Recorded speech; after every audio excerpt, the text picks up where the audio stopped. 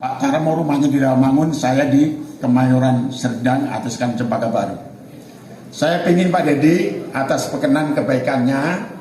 Bagaimana ceritanya Pak Dedi dulu kok bisa baik dengan saya? Saya orang yang tidak punya, dari desa dan merantau di Jakarta. Beliau sudah kerja di Pertamina, gimana dulu Pak Dedi?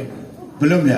Ya silakan Pak Dedi berkenan untuk menceritakan untuk suri toladan anak-anak tercinta kita, anak yatim di RW 10 dan RW 9. Terima kasih. Silakan. Saya temenin Pak Dedi supaya kita terasa seperti masih SMA. Terima kasih.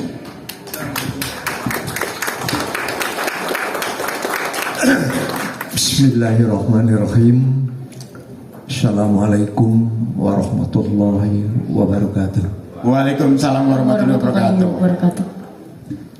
Innal hamdalillah nahmaduhu wa nasta'inuhu wa nastaghfir wa na'udzu billahi min syururi anfusina wa min sayyiati a'malina may yahdihillahu fala mudhillalah wa la yudhlil fala hadiyalah. Asyhadu an la ilaha illallah wahdahu la syarikalah wa asyhadu anna Muhammadan abduhu wa rasuluhu la nabiyya ba'da. Allahumma sholli ala sayyidina Muhammadin wa ala alihi wa sahbihi ajmain, amma ba'du. Qala Allah ta'ala bil Qur'anil Karim, a'udzu billahi minasyaitonir rajim. Bismillahirrahmanirrahim. Ya ayyuhalladzina amanu la tulhikum amwalukum wa la auladukum an dzikrillah wa anfiqu mimma razaqnakum min qabli ayati ahdal kumul maut fayaqula rabbi lawla ahartani ila ajalin qarib fa asaddaqa min as-solihin wa la yuakhirullahu nafsan idza jaa ajaluha wallahu khabirun bima ta'malun. Wa qala Rasulullah sallallahu alaihi wasallam ikmal li dunya ka anaka ta'ishu abada wa man li akhiratuka ka amalatu ta'ishu rugoda. Sadaqallahu alazim wa sadaqa Rasulullah sallallahu alaihi wasallam. Ibu-ibu, bapak-bapak, utamanya para yatim piatu yang saya sangat cintai dan sayangi, sahabat saya Bapak Dr. Haji Teguh Samudra. Nggak tahu, saya sudah hampir setelah pensiun 2,5 tahun saya tidak ke Jakarta karena keterbatasan kemampuan dalam hal berkendara. Jadi saya udah tidak boleh bawa mobil, bawa motor, apalagi sepeda, dan perjalanan jauh juga kalau pakai mobil kecil saya udah nggak sanggup ya. Tapi saat saya dapat WA malam-malam nggak kebaca, pagi-pagi baru saya kebaca bahwa sahabat saya ini mengundang saya untuk hadir. Juga tidak hanya nge-WA ke saya, beliau juga nge-WA ke istri saya dan anak-anak saya. Akhirnya saya terenyuh, istri saya bilang, "Pak berangkat Pak, Pak berangkat Pak." Alhamdulillah saya bisa berdiri Berdua pada bersama-sama seperti di SMA malam hari ini. Saya berangkat kemarin dari Tasikmalaya, berkendaraan umum. Saya naik bis. Anak saya yang di sini saya tidak kasih tahu. Saya datang, tempat tinggal saya masih di Tanjung Priuk. Alhamdulillah, saya bilang insya Allah Pak Teguh saya hadir. Alhamdulillah. Saya hadir. Ya, nyata hadir di hadapan Bapak Ibu dan anak yatim yang Alhamdulillah saya dikasih kesempatan. Samudra, sebelumnya selamat ulang tahun yang ke-72. Semoga sehat, panjang umur, banyak rezeki. Oke, seperti apa mungkin dapat merayakan ulang tahun yang ke-72 konsisten dengan bersama anak-anak yatim dan sahabat-sahabat terdekat? Pak Teguh, ceritakan. Memang keadaannya seperti itu ya, tuntutan hati nurani atau karena sudah menjadi kebiasaan dari dulu kita selalu bersama yatim karena kita merasakan bagaimana hidup sendiri ya, atau dalam lingkungan yang tidak memadai, sehingga kita rasa empati kita ya, selalu tinggi. Karenanya sebagaimana rekan-rekan ketahui, setiap tahun kita adakan bersama untuk membuat mereka bahagia. Selain itu juga untuk mengenang teman-teman kita saat berjuang dulu. Contoh seperti Pak Dedi ini masih SMA, begitu dia udah punya kemampuan lebih dibanding diri kita, tapi karena kehendak Allah begitu bersahabat sama kita, seperti saya uraikan tadi gitu. Inilah kenyataan yang harus kita lalui, dan kita bersyukur ke hadirat Allah Subhanahu wa taala bahwa sampai saat ini kita selalu konsisten, selalu care dengan lingkungan kita, wabil khusus untuk anak yatim. Itu. Oke, Pak Teguh, apa yang berbeda di perayaan ulang tahun ini dengan sebelum-sebelumnya ini, Pak Teguh? Berbedanya, saya terpikir kenapa ya saya nggak ngajak rekan-rekan saya dulu sejak di SMA, universitas, sesama dosen, sesama profesi, sampai guru besar, dan bahkan mitra yang care juga dengan kita. Seperti saya jelaskan seperti tadi, saya sudah punya biaya untuk umroh. Tahu-tahu ada orang lain, mitra kita yang tidak disangka-sangka, nggak nyana-nyana membayari kita untuk berangkat umroh, padahal kita sudah punya uangnya. Sehingga itu kita nggak bisa berpikir secara logika, secara akademis, bisa terjadi seperti itu, nggak bisa diketemukan. Nggak ada hukumnya di dalam akademis ilmu yang kita pelajari. Tetapi itulah realita, dan itu kita anggap sebagai anugerah atau hidayah dari Allah Subhanahu wa taala. Karenanya kita dalam hidup itu mesti perlu kebersamaan, sebagaimana yang kita alami, hayati, bahwa hidup kita ini baru bermanfaat apabila kita bermanfaat buat orang lain. Nah, inilah kenyataan seperti tadi itu. Oke, Pak Teguh, berarti hari ini sahabat-sahabat lama dari zaman sekolah, terus teman perjuangan sama advokat, terus sebagai dosen juga, hari ini hadir semua. Terus bagaimana Pak Teguh menghubungi mereka semua, bisa siapa dia? Itulah jalan Allah. Saya membuka WA, tahu-tahu ketemu. Pertama ketemu nyonyanya. Saya cari-cari nama Pak Dedi, tulisannya DI atau DI. Terus ketemu Anandanya, anak perempuannya. Kemudian baru saya cari lagi, ketemu beliau, sehingga kita ngabarin. Dan insya Allah saya selalu berdoa, kami nggak pernah harus hadir dan sebagainya. Kami berdoa, ya Allah, saya ketemu sama Mas Dedi, dulu yang menolong saya saat SMA. Saya nggak punya kendaraan, nggak punya sepeda, nggak punya apa-apa, belum udah punya motor. Saya selalu disamperin, ya disamperin, diajak berangkat, pulangnya juga saya nebeng, dianterin sampai rumah. Itu selama perjalanan rumah, itulah kenyataan seperti itu. Itulah karena ridho Allah Subhanahu wa taala kita. Dan beliau sekarang masih bersahabat baik dengan saya. Oke, Pak Dedi, seperti apa ini mendapat undangan spesial nih sebagai sahabat zaman sekolah, melihat sosok Pak Teguh seperti apa mungkin sampai sekarang orangnya? Wah, luar biasa. Terus saya dulu waktu sama-sama di SMA, ya karena saya merasa senasib. Kenapa ngambil SMA, sekolahnya malam? Karena kita siang hari kita perlu menghidupi diri sendiri. Menghidupi sendiri ya, untuk cari makan, untuk kebetulan kalau saya kalau Pak Teguh profesinya saat itu SMA, dia kerja di salah satu instansi itu kan, jabatannya apa saya nggak ngerti, ya kan. Nah itu kalau saya sebagai pedagang. Jadi kalau Pak Teguh bilang saya di usia muda udah mampu untuk membeli sebuah motor, itu karena mungkin saya bertarung dengan kehidupan.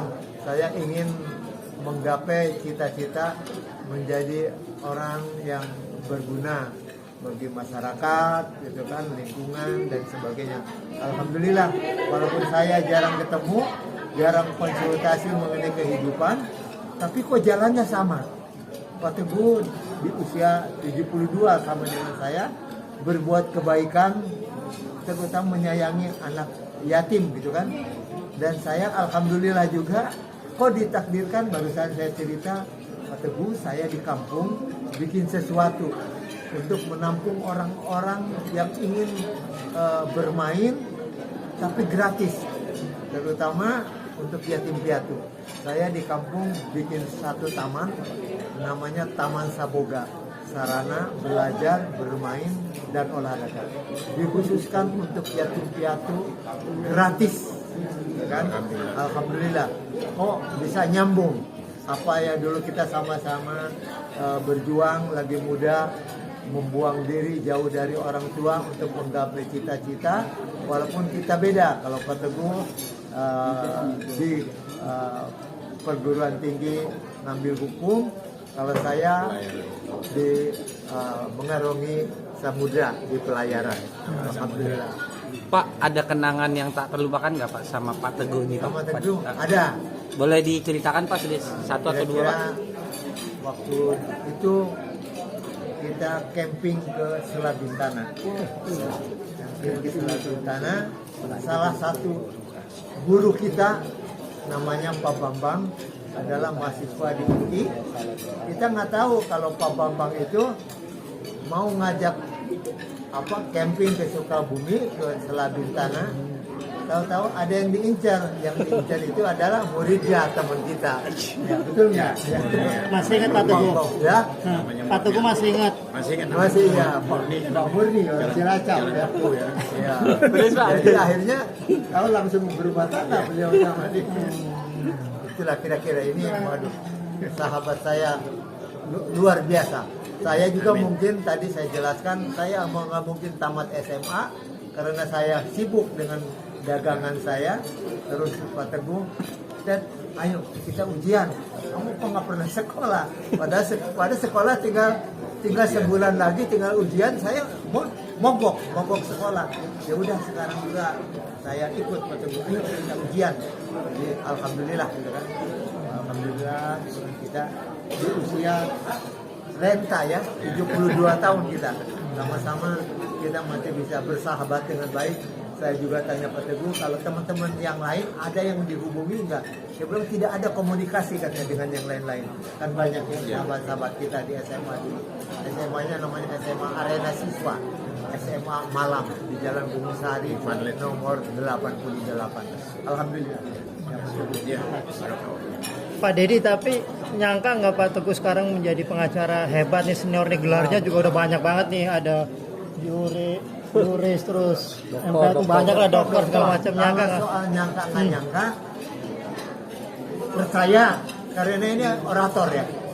Lagi di SMA itu kalau bicara pak kan, tapi nggak nyangkanya, akademisnya kok sama lah. Malah kalau dibilang akademisnya tidak hebat-hebat amat kok. Waktu di SMA, kok pas masuk di Jayabaya, saya dapat berita dari salah satu tetangga saya yang kuliah di Jayabaya. Oh, Pak Dedi kenal dengan Teguh Samudra, bilang teman saya di SMA. Itu mahasiswa teladan di Jayabaya. Wah, saya kaget, mahasiswa teladan. Loh, saya kan tahu persis siapa Teguh Samudra gitu kan. Tapi itulah kehidupan. Kehidupan. Jadi semuanya yang jelas, tidak ada yang bodoh di dunia ini. Yang ada itu orang yang malas, ya kan? Seperti juga pepatah, ada satu pepatah yang suka didengungkan oleh salah satu artis kita itu, yang sebetulnya mengena sama kita, bahwa perjuangan tidak akan pernah mengkhianati hasil. Oke, Pak Teguh, di usia yang ke-72 tahun ini, apa Pak Teguh yang masih Pak Teguh impikan, harapkan, pengen tercapai apa Pak Teguh? Artinya kan semuanya udah Pak Teguh raih nih, kesuksesan, nama besar, terus materi juga sudah semuanya. Apa Pak Teguh yang pengen dicapai lagi nih? Kebaikan untuk bekal di akhirat nanti, jadi kebaikan di dunia untuk bekal di akhirat nanti, karena kewajiban kita sebagai umat yang baik harus bermanfaat untuk orang lain, seperti itu. Jadi kita harus selalu berbuat baik seterusnya, jangan berbuat yang tidak baik, seperti itu. Ya yang pinginnya ya kita harus selalu berbuat baik sampai akhir hayat nanti. Itu. Apa sih Pak Teguh keajaiban yang Pak Teguh rasakan ketika artinya menyayangi terus menyantuni ratusan ribuan anak yatim nih Pak Teguh? Apa mungkin?